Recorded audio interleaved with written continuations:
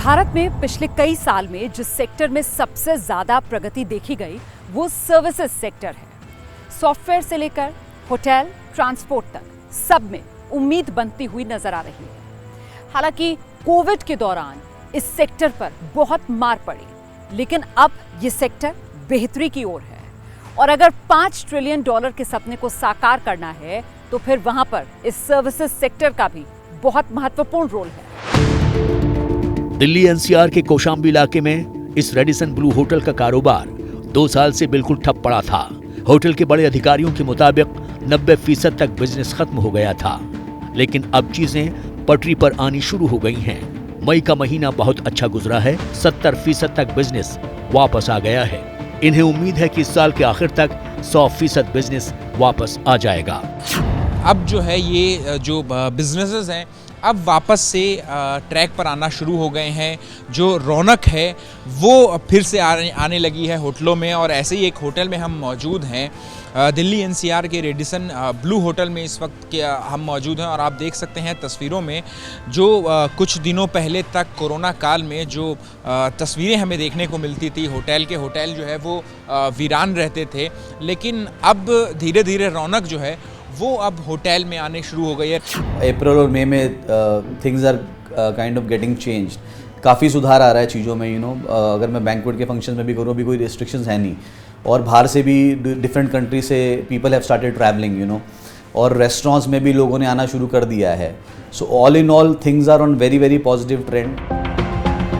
दिल्ली की तरह मुंबई में भी होटल इंडस्ट्री फिर खड़ी हो रही है।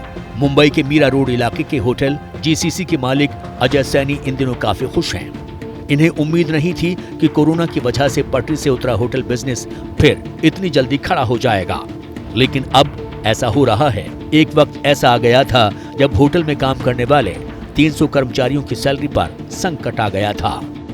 मैं आज मुंबई के मीरा रोड स्थित जीसीसी होटल पहुंचा हूं। आप यहां देखिए कि किस तरह से तस्वीरें जो कि 1 साल पहले नहीं होती थी, होटल खाली थे, वहाँ पर जो है कस्टमर नहीं आ रहे थे, लेकिन अब लोग यहाँ पर आ रहे हैं। मैं पिछले 2 महीने की सेल देख रहा हूँ तो मैं ऑलरेडी 30 रुपये में हूँ। तो रिकवरी फ़िलहाल बहुत फास्ट है। जो पेंट अप डिमांड थी शादियों की, एज हमारा मेन शादियों का बिज़नेस है, कॉन्फ्रेंसेस का बिज़नेस है, तो हर तरीके से अभी बिल्कुल पहले जैसा नॉर्मल है, पहले से अच्छा है। भारत के सर्विस सेक्टर्स की एक्टिविटी में तेजी से सुधार हुआ है।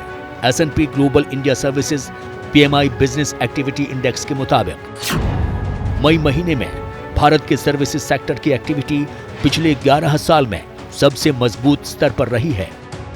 हालांकि इस दौरान महंगाई बढ़ने की वजह से इस सेक्टर पर बढ़ती लागत का भी दबाव देखने को मिला है। इसका जो अभी कंट्रीब्यूशन है that is more than 55% in the total GDP। 55% से भी ज़्यादा का कंट्रीब्यूशन रहता है सर्विसेज सेक्टर का।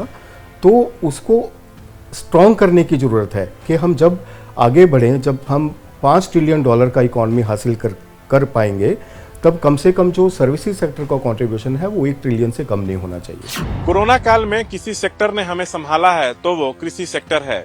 इसमें पिछले 2 साल में थोड़ी बढ़ोतरी हुई है, लेकिन फिर भी GDP में कृषि की हिस्सेदारी उस अनुपात में नहीं है जितने लोग इस क्षेत्र में काम करते हैं। कृषि के अलावा माइनिंग सेक्टर भी एक ऐसा सेक्टर है जिसकी चर्चा कम होती है, लेकिन इसका भी GDP बढ़ाने में बड़ा रोल हो सकता है। ये है झारखंड के मुगमा एरिया की राजा कोलियारी। ये खदान ईस्टर्न कोलफील्ड्स के अंतर्गत आती है। इन्होंने कोयला निकालने का काम आदर्श नेचुरल रिसोर्सेज प्राइवेट लिमिटेड नाम की कंपनी को दे रखा है। कंपनी का कहना है कि इनकी क्षमता 30,000 मीट्रिक टन उत्पादन की है। कोविड के दौरान इनका प्रोडक्शन तो जारी था, लेकिन डिमांड कम होने की वजह से बिक्री कम हो गई थी, लेकिन अब स्थिति सुधर रही है। प्रोडक्शन में कोई बढ़ाई है, 10% की ज़्यादा ही, कम नहीं है प्रोडक्शन में। तो अभी प्रॉब्लम क्या हो रही है? ट्रांसपोर्टेशन का प्रॉब्लम हो रहा है क्या? आपको सप्लाई का दिक्कत है। आप मान लीजिए जो इंफ्रा है ट्रांसपोर्टेशन का, वो सप्लाई के हिसाब से नहीं। देश में कोयला ही नहीं बल्कि लोहा, जिंक समेत कई धातुओं की माइनिंग होती है। कोविड की वजह से इस सेक्टर की ग्रोथ रेट पिछले साल -8.6% तक पहुंच गई थी, लेकिन डिमांड बढ़ने की वजह से इस बार विकास दर 11.50% रही।